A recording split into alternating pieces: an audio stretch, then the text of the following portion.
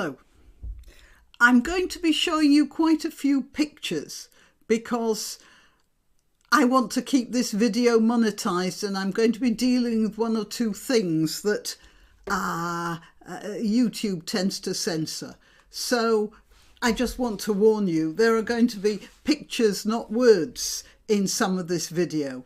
But one of the first pictures is this headline here, and as you will see, there's a huge story breaking over these British Isles right now. One of the most obvious takeaways from this early news is that, well, Gina D'Angelo wasn't the only one being screwed by Matt Hancock. Apparently, he had enough time to do that to the entire British population as well. For those of you who might not have known, he was caught in flagrante with a lady, not his wife, but somebody else's wife, by a hidden camera. But that's another story. Before I carry on, first of all, I want to tell you that I missed yesterday's video, not because I was too heartbroken by the awful story of the Kettlethorpe Koran, but because it's spring. Spring doesn't only mean that the crocuses are bursting into life in the woods I ride through, it also means that my allergies turn me into a sneezing, coughing, weeping wreck. And this morning you really wouldn't have wanted to see my face. And after I'd taken the antihistamine, I spent the rest of the day in a state of semi-consciousness. I certainly wasn't in a fit state to make a video, so that's my excuse, and I'm sticking to it. I'm afraid to say that if this spring is as vigorous as it has been for the past few days, then I might miss another couple of days here and there. So before I carry on, I'll tell you I'm Granniopteryx. I'm on YouTube, Rumble, BitChute and Minds. I'm also on Twitter, Gab and Parler, where I am at Granniopteryx. All that stuff is in the description if you want to find out more. All the links are in the description, and also all the links to donate if you're so inclined. But the best thing you can do for this video is to like it, to share it, and to subscribe to my channel. Right. Oh yeah, and if you are subscribed, just check that you're still subscribed. YouTube is a little bit careless about that, I've been told. All right, back to Hancock. Well, it's still early days, but a few things did leap to my mind off the page. The most significant, in my opinion, was that Boris Johnson wanted to go, well, more for what we might now call the Swedish model, that is, letting older people choose about shielding for themselves and letting everyone else just get on with things. He seemed to want to do that. However, it turns out his opinions were not held by those who surrounded him. I don't give Boris any credit for this, by the way, or any leeway. A leader should have the ability, A, to choose good advisors, and B, to have the courage of his convictions. And obviously he had neither. His policies ended up being driven by Professor Neil Ferguson, a well-known epidemiologist who is still employed by Imperial College, God knows why, because it turns out when he was crunching the numbers of the infection rates, he was using a computer program that he got for a £5 from some bloke down the pub for all the good it was, and the result was he made 2 and 2 equal 5. And at the same time as he was making the beast with 2 backs with another man's wife. It's interesting, isn't it? Matt Hancock and Neil Ferguson were both caught with married ladies during the lockdown.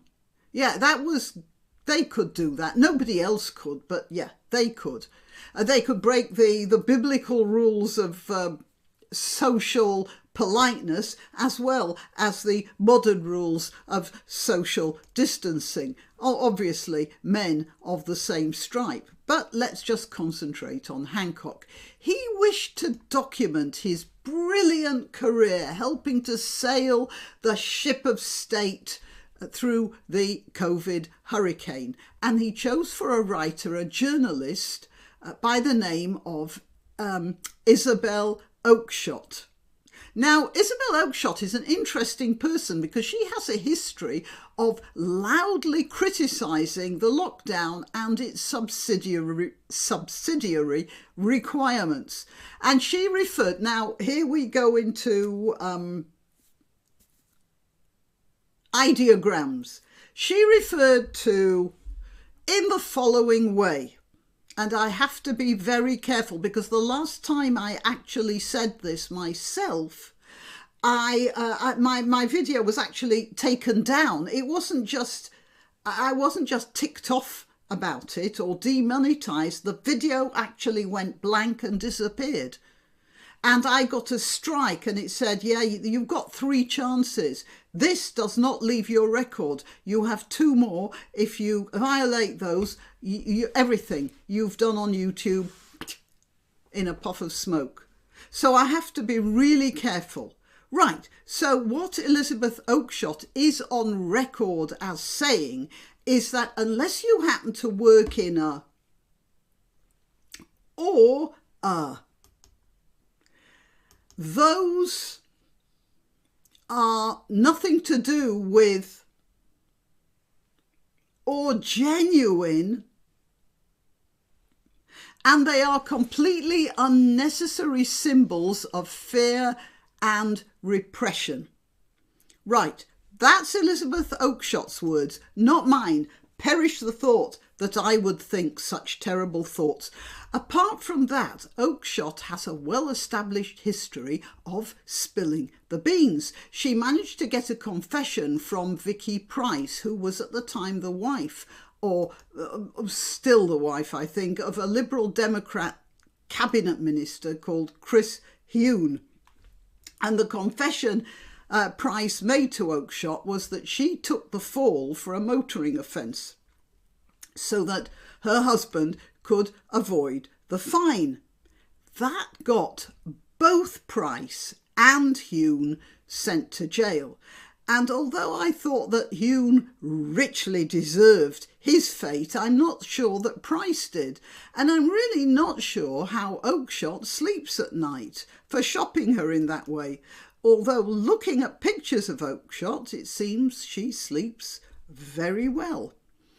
Oakeshott also published some gossip about David Cameron, who, according to some circulating legends, when a student he had incident with some roast meat for various reasons I won't go into. That story is, it seems it's one of those legends that students make up about each other, especially ones they don't like, especially toffs of whom they're a bit jealous. But nevertheless, Oakeshott published the story, so I'd say Oakeshott isn't the most reliable of secret keepers, and yet Hancock chose her to collaborate on his memoir.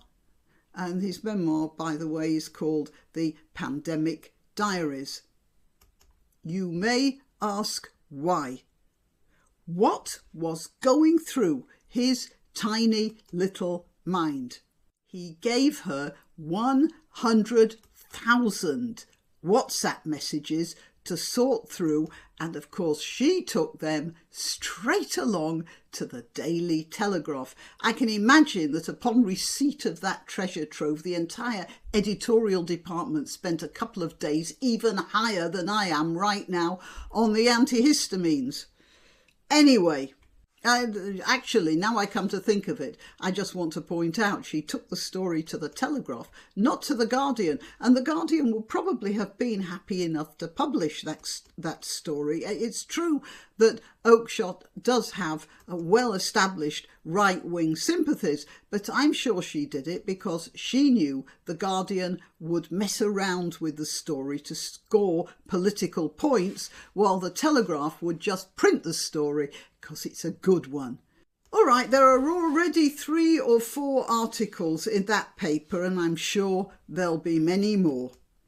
So watch that space. Good for them, is what I say. As for Hancock, well, only a man with such complete confidence in his own godliness could have believed she wouldn't turn that stuff over to some media outlet or other. And the frightening thing is that a man with the self-confidence of an entitled 2-year-old and the political judgment of a crack addict had the ear of our Prime Minister through some of the worst episodes of the 21st century, and it was upon him that our whole way of life depended.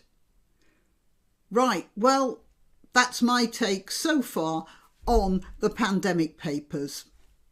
Till next time. Why not treat yourself or a favoured relative or friend to these magnificent examples of merch? The mugs and t-shirts come in the granniopteryx design or Granbo with a firearm or the more deadly knitting needles. Go to www.granniopteryx.com and whatever platform you're watching this on, please click like, subscribe and share.